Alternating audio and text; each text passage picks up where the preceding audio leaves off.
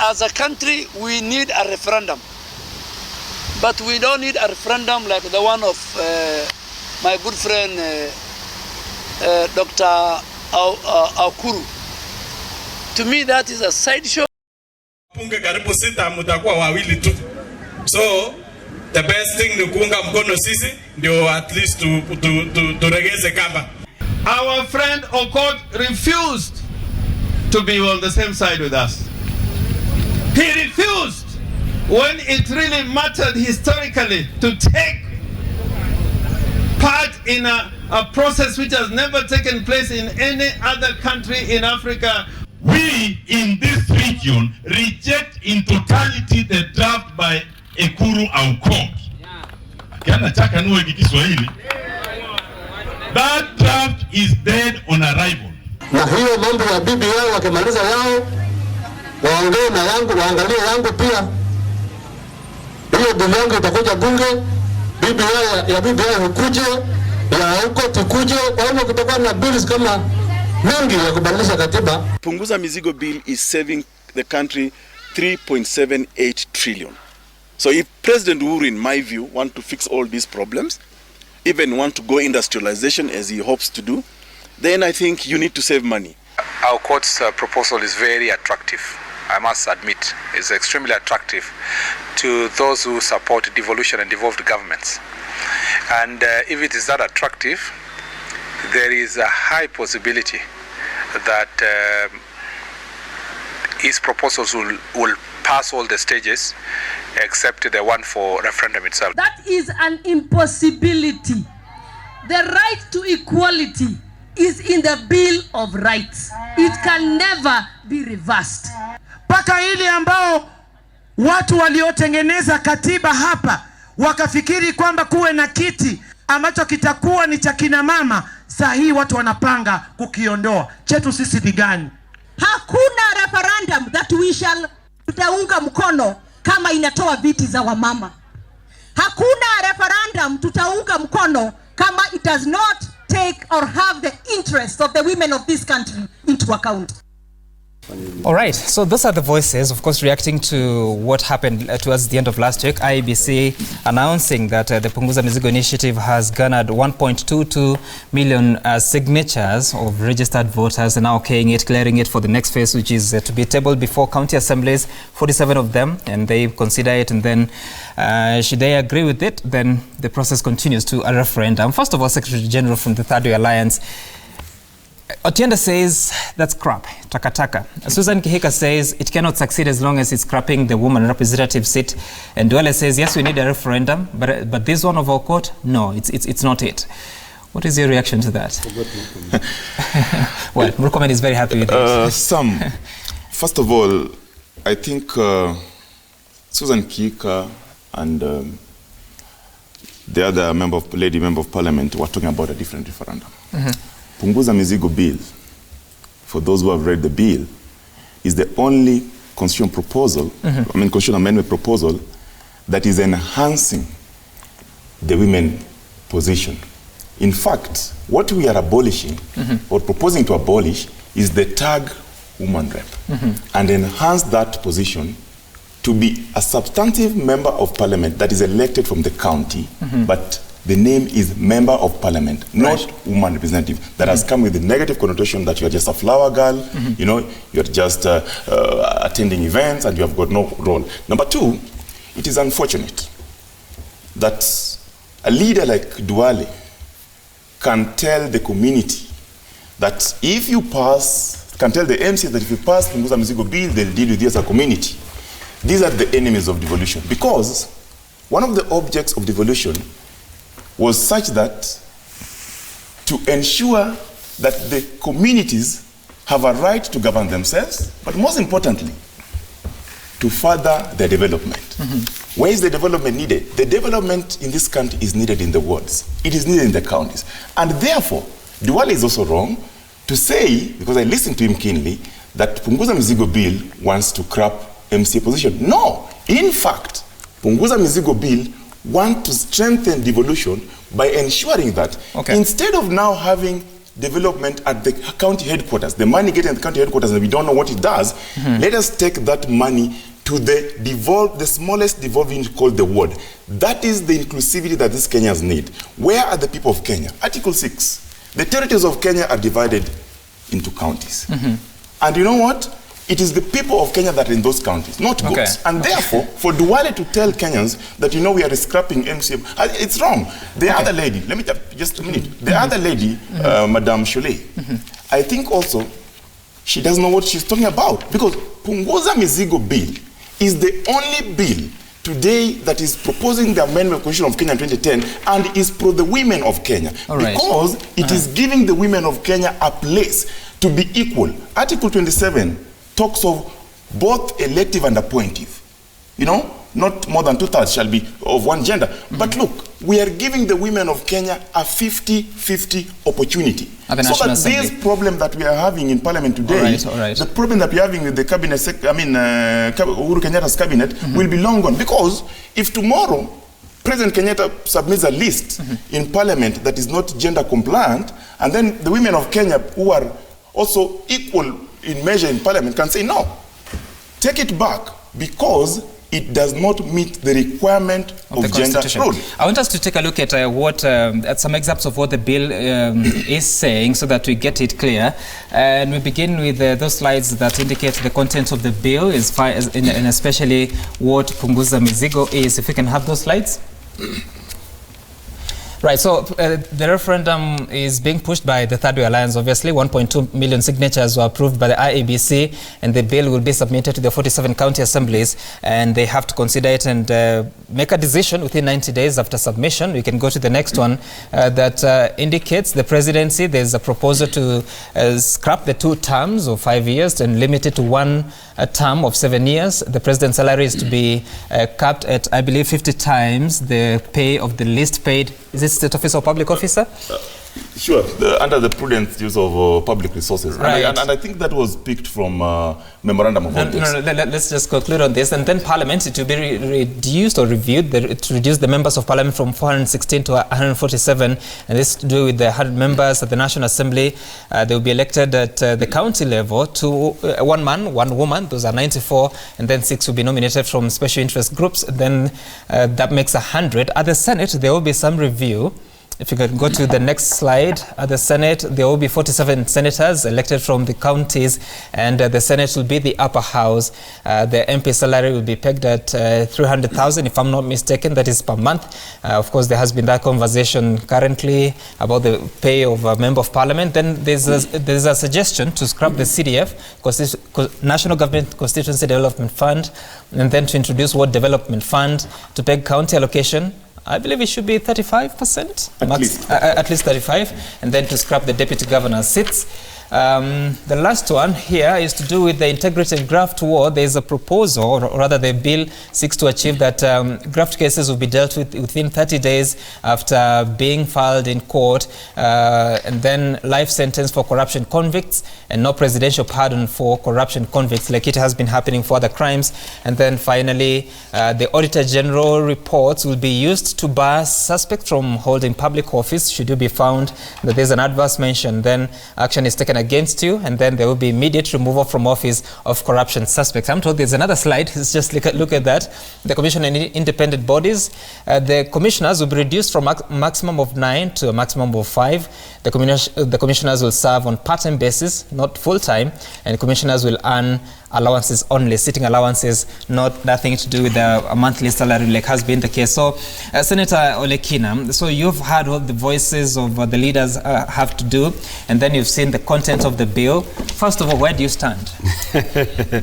Let me put it this way. I think let me congratulate this gentleman and court for having really graced the tough terrain in this country and collected 1.2 million signatures. That's commendable. Congratulations.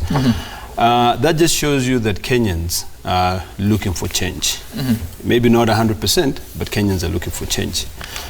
I think the changes, or rather the referendum question or the bill, is a little bit too utopian in my view. We have to be realistic. this country is a country which is run by politics. We've got the BBI initiative. And in my view, I think before we even consider this bill, I think we should be looking at what the BBI initiative will come up with. Combine the two. If you go back in history, and Kangata will tell you this, when we tried to amend the constitution with different, we tried the Bomas draft, we were not able to succeed. We tried another one, we were not able to do. There was a committee of experts which were brought together. And then they looked at, what does this bill say? Okay. What does this push say? So I think, in my view, I'll say, these guys have done a commendable job. Let's give it to them. However, I still maintain that their changes, or rather their desire, is so utopian. We have to come back to reality. Why utopian? What is so unrealistic? I think because we are Kenyans, we are politicians, and let's not lie to each other. It will go. They cannot be able to get the 24 counties, which is required by law, to be able to be even brought to ourselves. Senator Murkomen believes that it's very attractive to the county assemblies and I think Senator Murkomen was being a Democrat is saying, congratulations. That's exactly what I'm saying. My view is very simple. Let's wait for the BBI initiative, which has brought the Kenyans So together. What do we do with this? We can shelve it a little bit and then wait and see what happens. Because I'm just being realistic. Yes, and I hear you. So, Sec Jen, that point of BBI, why couldn't Third Way Alliance just wait for BBI and do it together? Wasn't that not an option? Let me tell you, there are only two ways of amending the Constitution of Kenya. When you read from Article 255 to 257, 256, parliamentary initiative. And there are issues that can be amended through parliamentary initiative. Then there's popular initiative. There are issues that can be amended through a popular initiative. Now, some of the issues that were proposed definitely will have to go through a popular initiative. And that's why we went through that. Now, in all those three articles, if you read, there's nowhere that the Constitution of Kenya says, for you to amend the Constitution, you must form a task force. And by the way, the Building Bridges Initiative, I really don't like talking about it because it's another thing altogether, but their main objective was not to amend the Constitution. They're not a Constitution amending body. Their main objective was gazetted in but you agree they may come up with issues that may need review. Issues, but it doesn't stop a process that has started. And therefore, I want to agree with my friend Olekina, because you see, I agree that there are so many issues that people would want to bring. I also agree that there are people who will disagree with the proposal. But look, what are we trying to achieve? We are trying to lower the burden that is borne by the taxpayer of this country. And that taxpayer has spoken. Because the Constitution says that for you to do that, it must be endorsed by at least a million registered voters. Okay, all right. Those Kenyans, what are we going to tell them? I'll have to cut you short so that I'll bring in Senator Irungo Kangata. So the bill seeks to Punguza Mizigo. They're saying that they're going to save 3.78 trillion. I believe it's within a period of 5 years or 7? 3.75. For over 5 years or 7? 5 years. So do you believe that this initiative will actually punguza the mizigo that you're talking about? And number two, do you believe at the capacity of county assemblies to manage resources like the bill is proposing to take so much power, resource-wise to them? Yes, I agree with the philosophy that is underpinning this bill. The idea that the new constitution that was enacted in 2010 expanded the state, that is also quite important that we reduce the various state structures, and by doing that you can save a lot of money. So therefore, to that extent, I agree with the proposal, including, let's say, you scrap some political positions, you reduce the number of commissioners, you make them part-time. Such are very innovative ideas, and therefore I want to say I partly support this initiative. But on the other side, I see some demerits into it. Take, for instance, when you say you're going to send money to the wards, remember the concept of separation of power. Who is going to administer that money? You must also take into account that the governors remain the chief executive of the counties. Personally, I have made such kind of a proposal because I also believe with that idea of taking more funds to mashinani. To that extent, I agree, but I don't know how they are planning to actualize that idea. I say that because I proposed the same idea in form of a statutory form. I took a statutory recommendation. It was heavily critiqued, but somehow I was able to push it through Senate. It's now before the National Assembly. And therefore I would want to hear from him how they want to actualize that. Otherwise they may get into some problem. Myself, I really had to face. But finally, to support his contention, you must understand constitutions are politics at their best. So from a practical point of view, when you have a constitutional change without taking into account the views of the president, Raila Odinga, and William Ruto, the three most consequential politicians in this country, I can tell you, most likely I'm sure he has an answer. Is it possible for us to address the issues that we currently have using the laws that we also currently have rather than changing the constitution? Yes and no. I would agree with him that some of these problems are constitutional. Take, for instance, the problem of tribal clashes every time we have an election. I agree that calls for a constitutional change. You engineer the constitution in a manner you give incentive to politicians to tone down their politics. To that extent, I agree that with that philosophy. However, and I want to repeat to him, constitution can be seen in four prisms. One, constitution as social contract, constitution as coordination tools for governmental work, constitution as what we call manifestation of power, or constitution as an expression of values. For me, when I look at the Kenyan constitution, it is more of a manifestation of power. Without involving the so-called bigwigs, political bigwigs, you'd be in a lot of political All right, problems. Honorable Lord, you're a member of parliament. Mathare, to be specific, do you have confidence in having more resources being directed to the county assemblies as Third Way Alliance are proposing? Will that continue to help strengthen devolution? And how do we even begin to make sure it's not going to become another loophole for stolen funds? Yeah, in principle, I think to the extent that devolution was intended to disperse money from the center resources and get services closer to the people, the basic philosophy that informs the Third Way Alliance proposed amendment, I think, is one that we should laud. The idea that 10 years down the line, 80% of the resources of our 1-point-something trillion, whatever it is that is our budget, is still retained at the national government, I think is an indictment of the very idea that we came up with the idea of devolution. So to that extent, I agree. But let us strike the keynote here before we pursue the tune. And in this respect, I want to say, let us agree that there can be only one referendum at a time. And there can only be one proposed set of a wide range of amendments to the Constitution at a time. Two things, or three here. Number one, we have the BBI initiative. Eventually, it will get to the point where they are. Maybe not through the 257 routes, but it is amendment to the Constitution. Number two, under Article 256, we have a wide range of proposed amendment to the Constitution, which are pending in Parliament. Some of them will go to the referendum, some will not. So the point that we must agree on is that Article 257 is not the only route in which you end up in a referendum.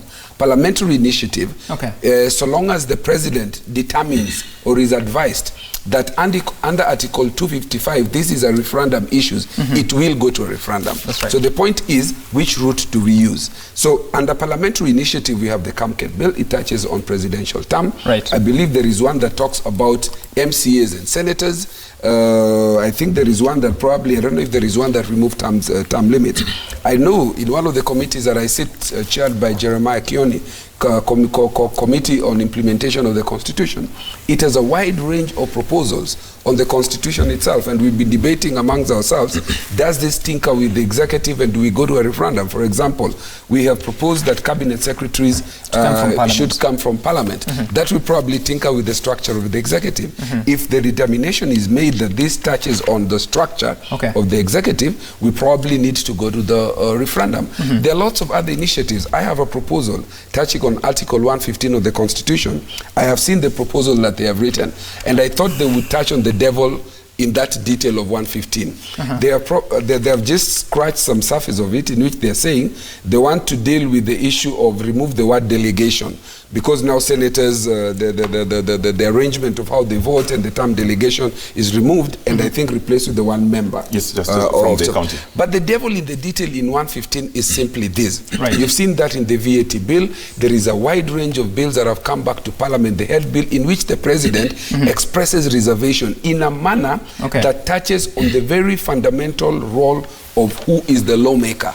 It makes it in such a way that where you cannot raise a 2/3 majority, then the president's reservation becomes law. In the US, in what Supreme Court decision in a law that was called the bill, the New York versus Clinton, they say that you cannot make what you call the line veto amendment to legislation, because the executive and the president is not a legislator. Our system is the American presidential. All right, Anthony Loch, I need to cut you short so that we take a break. When we return, we'll be concluding on all those arguments, of course, looking at the possibilities of success at the county assemblies, and after that, what should happen at the National Assembly and at the Senate, and can this be stopped, or it's a vehicle that will have to go the entire trip?